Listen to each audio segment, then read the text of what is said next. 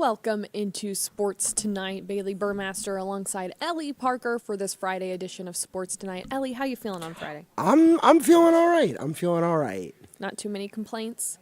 So let's talk about the Braves a little bit, because where I see them, and I'll get your opinion here in a second, it's a little underwhelming.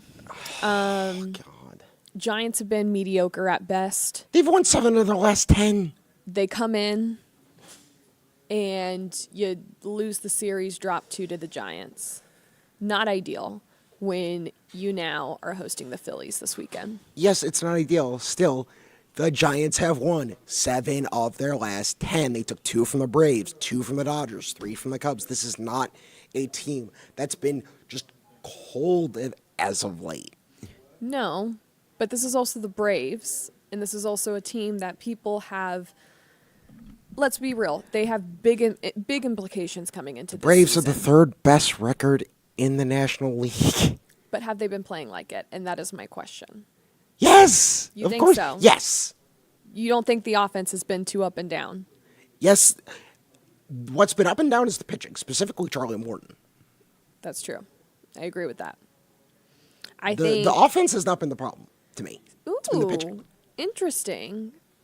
I do think at points the offense has been lackluster. I think Austin Riley's getting hot. I think Ozuna has been very solid. I think at points you've asked yourself where Matt Olson is. I think the bright spot is the pitching is definitely going to carry them outside of Charlie Morton. Max Fried has played really well. Chris Sale has played really well. Yes. And now they have to host the Phillies, who are leading the division. 9-game lead. Now, granted, the Phillies are as injured, if not more injured, than the Braves at this point. They're missing JT Realmuto for this series. They're missing Bryce Harper. They're missing Kyle Schwarber. Mm-hmm. So this is not your typical Phillies team. But with the renewed rivalry Now, of this. granted, it is still the Phillies. They have that fantastic rotation. Mm-hmm. Aaron Nola tonight and Max Fried should be quite the pitching duel. If you forget, there were a lot of rumors that the Braves were trying to go get Aaron Nola. Yeah. They were trying to bring him here. People loved it. They wanted him here, but he ended up staying in Philadelphia. But let's hear from Brian Snickard and the gang going into this weekend series with Philadelphia. Well, we had talked to him actually during the game. He called George yesterday and said he felt great, felt normal, he wanted to play. And that protein shakes and everything, he kind of able to stay. Yep. Yeah, no, he feels good. So he was gonna, we wanted him to go and hit and run around a little bit and everything just to make sure. But he said he was ready to go, so we'll get him in there. When you saw across the ticker that Eddie was available, did you kind of feeling a couple days ago that maybe he might make his way back here? Yeah, well, Alex had talked about, when he saw him out there, and I think he talked to him and actually said he hadn't played outfield since we played them last in Washington. So, he just told him go and play, and we'll see what happens. What do you hear on Eli White? I know he had a huge game the other night. Yeah, no, I talked to Tex the other day, and he said it's like he told me, he said you might want to take a look at him because he's, and if they're hot and all that, we're kind of like, why not? We're looking for a spark here, and he's a good defensive outfielder. He throws well, he runs, and you know what? No time better to get a guy up there than when he's playing good.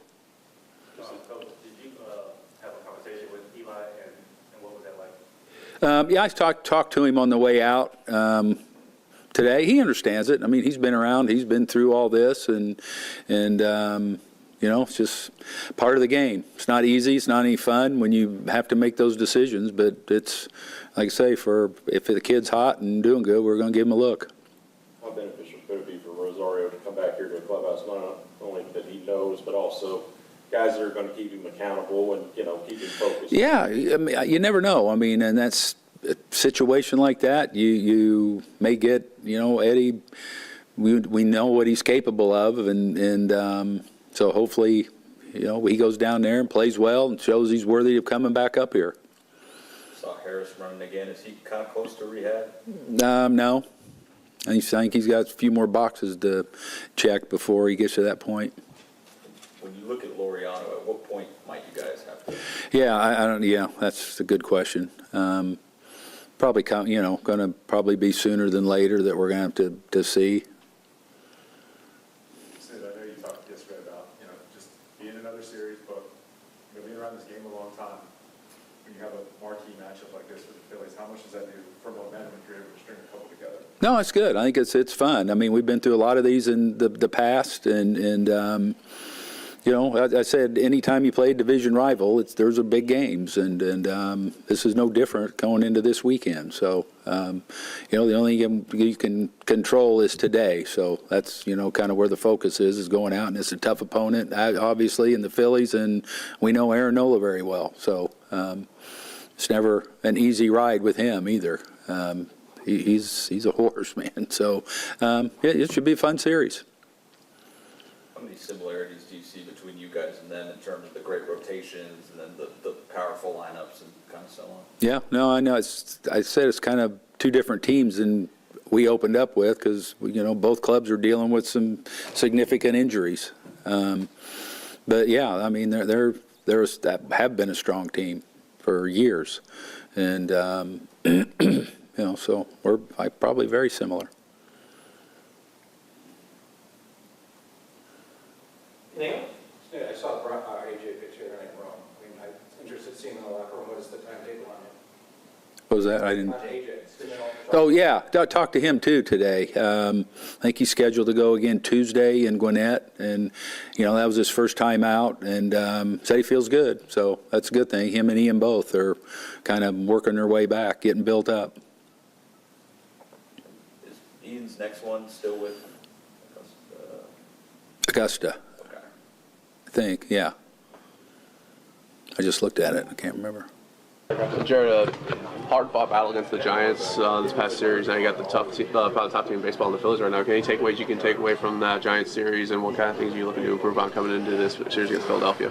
I felt that San Francisco pitched us really tough. I felt like they executed their pitches really well for 3 straight days, faced some good arms, and just I think we just struggled getting a little momentum going. It's baseball, so the good thing about baseball is that we have today and the next day. So I feel like for us, it's going to be the same mentality, forcing them in the heart of the plate, and just trying to put good swings on good pitches. Jared, I know you weren't part of this team last year, but the last time the Phillies were in town, it was a thrilling finish in the playoffs to end the game. Obviously, didn't win the series, but it seems like you two teams have sort of flip-flopped records at this point from what it was last year. What have they done well this season that you guys are trying to get back to from what it was last year? Yeah, to be completely honest with you, I haven't been paying too much attention to the Phillies and what they're doing. Obviously, they got the best record in baseball, so they're a really good team. They got a really talented roster from top to bottom. With us, we've had some injuries, but also we've had some bad luck. We've hit a lot of balls hard. I feel like that we just have when it could have swung the game, swung the momentum. But at the end of the day, that's why the season's 162 games. They can have the best record in baseball right now, but come October, it's anybody's ball game. This team has really struggled with getting runs in with runners on scoring position, getting hits in there. What kind of things do you think that the team needs to improve on to kind of make those numbers a little bit better? I think it just stems down to forcing them in the heart of the plate. I think we got guys that are when they're in scoring position, we can try to do too much just because we want to help the team win and we want to get runs in. And myself included, sometimes I feel like I can just try to do too much, and that causes me to get outside my approach and just swing at pitches that not necessarily get the job done.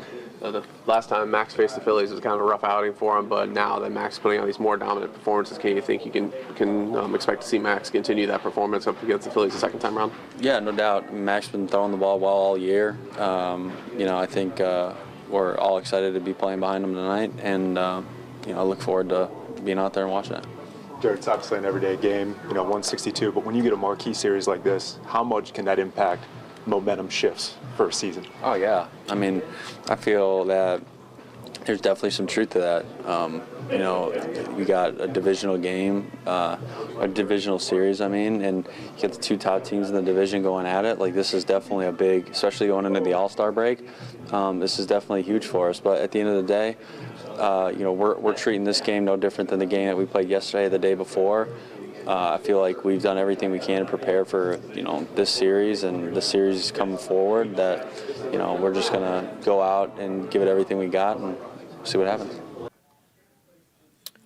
Okay, so we'll see how the Braves fare this weekend. Once again, that is a Max Fried, Aaron Nola matchup. But let's talk a little about the W. The Dream on the road in Dallas facing the Wings. This should be a game they should win. Should be. Because Dallas is not that great. They have lost 6 of their last 7 home games. Yeah.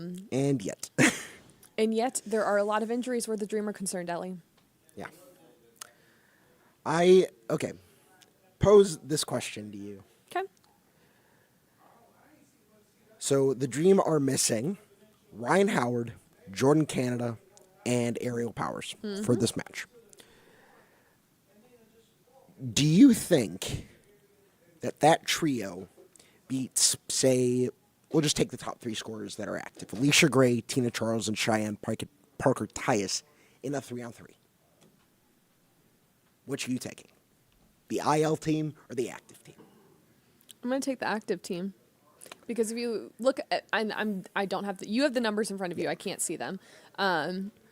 Jordan Canada just got back in the mix. She started getting some quality minutes, but not really putting up the baskets, even though she's helped a lot defensively and offensively in distribution. Ryan Howard is Ryan Howard. You always want her in the lineup. However, her numbers weren't as high as they were last year. True. Fair to say? True. And then Aerial Powers is definitely a role player. She brings that energy. She can bring a spark off the bench. But she's been arguably the most effective bench piece. Yeah, no, without a doubt, like the 6th man, right? But once again, she's not a starter. Otherwise, she'd be starting. Tina Charles, GOAT.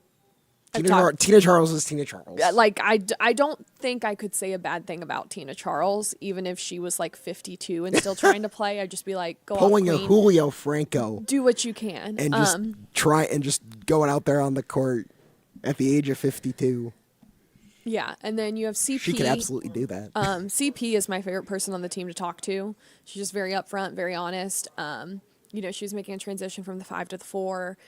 Wasn't always the easiest. And then they kind of went back on that a little bit. So I think her finding her groove has been difficult, but she has had really strong games and is always a good presence for the team. And then obviously Alicia Gray is an all-star. Correct. She's been a little up and down, but as of late, she's been playing really good. That 3 has been flying off of her hand, especially the last game at home. So, I mean, give me the active 3 starters over the ones that are out. Not saying I would never not want Ryan Howard, but... Oh, I don't know. I think this would be close. Okay, let's hear your bid. I think I'm going to take the IL team. Okay. Simply because of Ryan Howard. Okay, that's fair. She is that good. Mm-hmm. However, I think it's within 5 points. It is not a runaway. No, it's not. I hope this team can manage until after the Olympic break. And then they can get all their pieces back healthy. Ryan Howard can get back healthy. Jordan Canada can get back healthy. I think that's what's important. And I think that's really hard when they were trying to find their offensive groove. And it was like, when we get Jordan back, and then they got Jordan back. And then it was like, oh. And then they didn't because she hurt her finger again. Yep. So. Yeah, wrist to finger, not great, but it is what it is. We'll see how they fare tonight in Dallas. But let's talk about the Euros, Ellie. Did you watch today? Unfortunately, yes, I did. And talk to me. Oh my God, that France-Portugal match was so boring.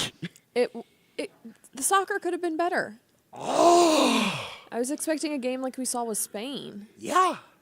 The Spain-Germany match was fun to watch. Mm-hmm. France-Portugal. Well, I do love watching PKs. And there were some fantastic PKs in that game. I do want to say that.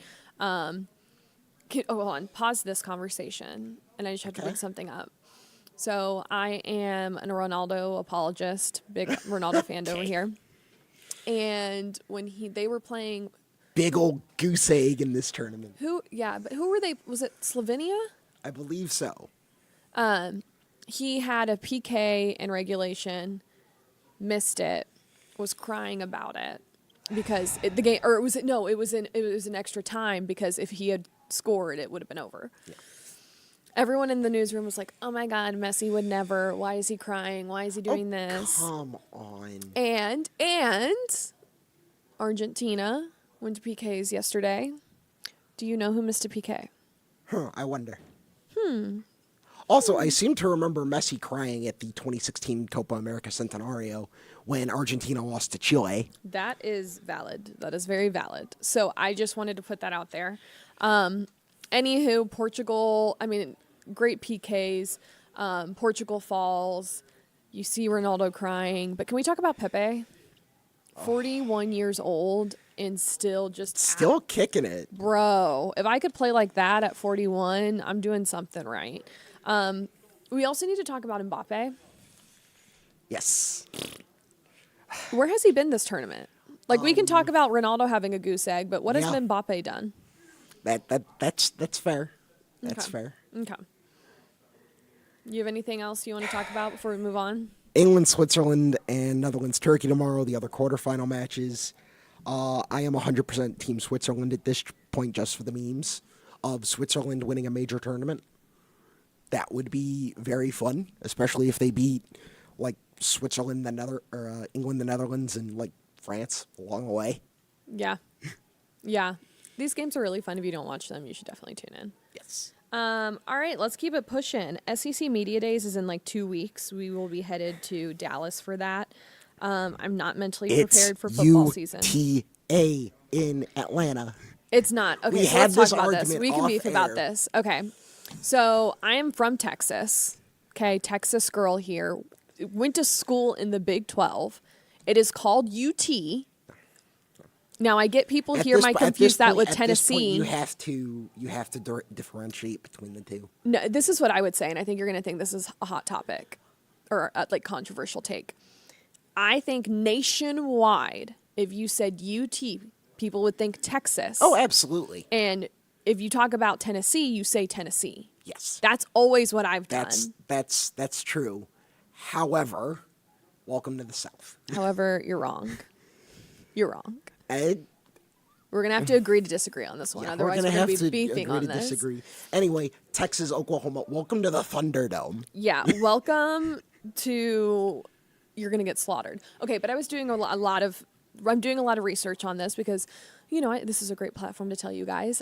Gray Television will be having its own streaming show from SEC Media Days. And in addition to that, we will also be doing a 30-minute special every day from Dallas for the SEC Media Days. And yours truly will be taking that on and hosting that.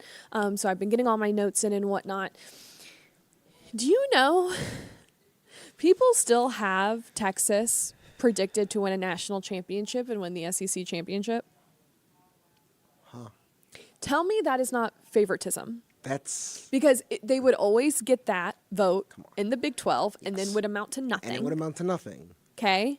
The fact they're now in the SEC and that's still happening just proves the point that people love this Texas bias, and I don't understand it whatsoever. Now, granted, Kirby Smart is waving hello from Athens? Well, and I'll say this. I do think this is the most talented that Texas has been in a long time with Quinn Ewers. Pretty much since Vince Young. Yeah, Sarkisian has really ramped it up. So, like, I do like this Texas team. But, like, until you actually do something... No, I don't either. And I think Georgia is going to come with vengeance. I think they are PO'd from how that SEC championship game went. Not to mention, think about Carson Beck. He could have gone to the NFL. He decided to stay. He decided to stay. Let's see, what other notes have I? Teams. Ole Miss could have a really good team. It seems like Lane Kiffin won the transfer portal this offseason. Pretty much. Mizzou's going to be a little bit irrelevant, even though they had a decent No. I'm sorry. Shush. I'm just being Shush. honest. Shush You, with this. you can They talk. finished in the top 10. I'll let you talk about Mizzou. They finished in the top 10, and they've I got can't- great recruits. Hold on. What are we doing here? You'll correct me on this. Their schedule. Are they actually have like a decent schedule, right? Like if they play like they're supposed to, Yes. right? Like if they play could- like they're supposed to, they're in the top 12. yeah, I think that is true. I do think that's true. So I don't. Irrelevant. No, they just beat Ohio State.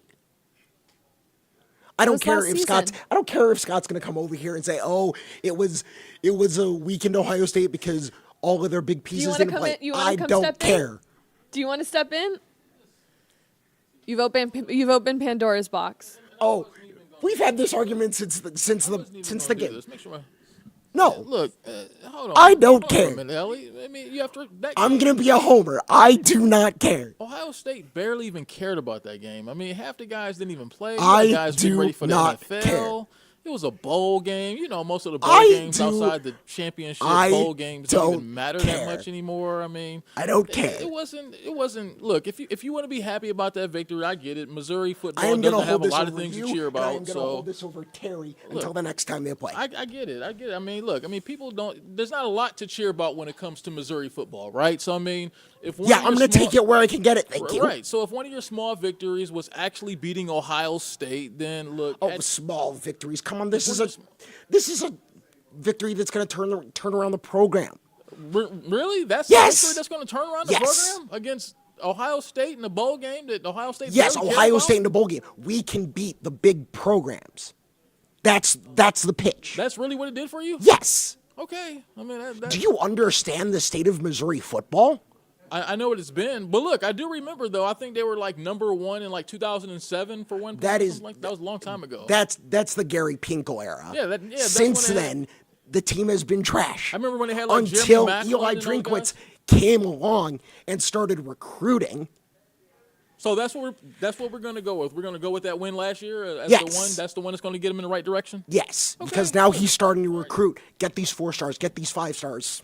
Really? They're really Yes. getting 4 and 5-star guys to go to Missouri? Yes. Really? Yes.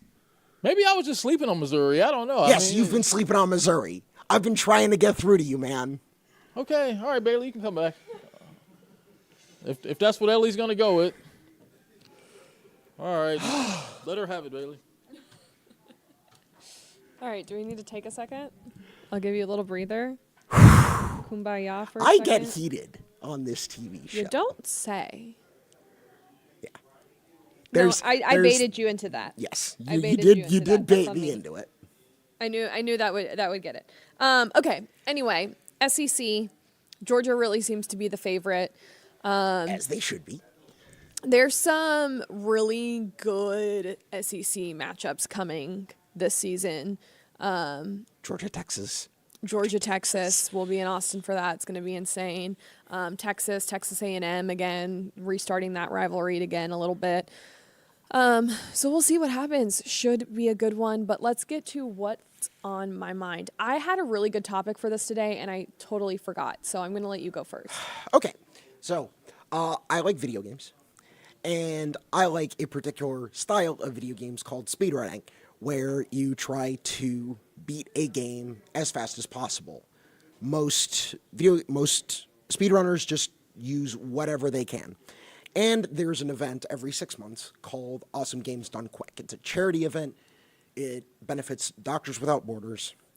Starts on Sunday at midnight. Ends the next Sunday at midnight. And it's just speed runs of different games and just across the week.